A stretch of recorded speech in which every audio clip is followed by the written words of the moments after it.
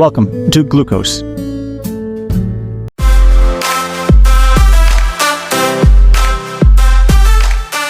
Hey guys, today we will talk about cell membrane.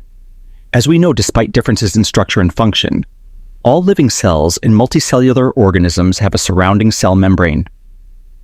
Just as the outer layer of your skin separates your body from its environment, the cell membrane, also known as the plasma membrane, separates the inner contents of a cell from its exterior environment. This cell membrane provides a protective barrier around the cell and regulates which materials can pass in or out. Concerning structure and composition of the cell membrane is an extremely pliable structure composed primarily of two layers of phospholipids, a bilayer. Cholesterol and various proteins are also embedded within the membrane, giving the membrane a variety of functions with carbohydrates. At first, we will talk about phospholipids, chemically. A single phospholipid molecule has a phosphate group on one end, called the head, and two side-by-side chains of fatty acids that make up the lipid tails. A phospholipid molecule consists of a polar phosphate head, which is hydrophilic, and a nonpolar lipid tail, which is hydrophobic. Unsaturated fatty acids result in kinks in the hydrophobic tails. The phospholipid bilayer consists of two adjacent sheets of phospholipids arranged tail to tail. The hydrophobic tails associate with one another, forming the interior of the membrane.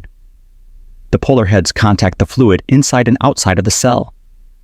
Phospholipids are thus amphipathic molecules. An amphipathic molecule is one that contains both a hydrophilic and a hydrophobic region. After phospholipids, cholesterol is another lipid component of animal cell membranes. Cholesterol molecules are selectively dispersed between membrane phospholipids.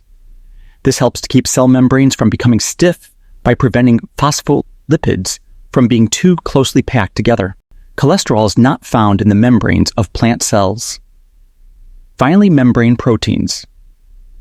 The lipid bilayer forms the basis of the cell membrane, but it is peppered throughout with various proteins. Two different types of proteins that are commonly associated with the cell membrane are the integral protein and peripheral protein. As its name suggests, an integral protein is a protein that is embedded in the membrane.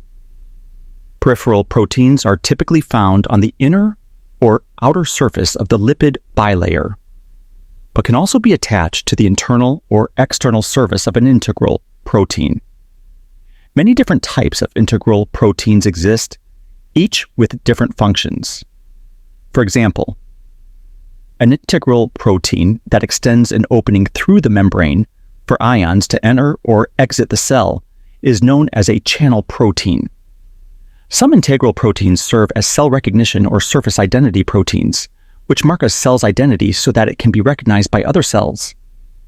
Some integral proteins act as enzymes or in cell adhesion between neighboring cells. A receptor is a type of recognition protein that can selectively bind a specific molecule outside the cell, and this binding induces a chemical reaction within the cell. Some integral proteins serve dual roles as both a receptor and an ion channel. One example of a receptor-channel interaction is the receptors on nerve cells that bind neurotransmitters such as dopamine. Some integral membrane proteins are glycoproteins. A glycoprotein is a protein that has carbohydrate molecules attached, which extend into the extracellular environment. The attached carbohydrate tags on glycoproteins aid in cell recognition. The carbohydrates that extend from membrane proteins and even from some membrane lipids collectively form the glycocalyx. The glycocalyx is a fuzzy-appearing coating around the cell formed from glycoproteins and other carbohydrates attached to the cell membrane. The glycocalyx can have various roles. For example, it may have molecules that allow the cell to bind to another cell. It may contain receptors for hormones, or it might have enzymes to break down nutrients. We will summarize the function of plasma membrane in the following points. 1. Keeps constant intracellular environment. 2. Keeps cell shape, epithelial cells, nerve cells, RBCs, muscles. 3.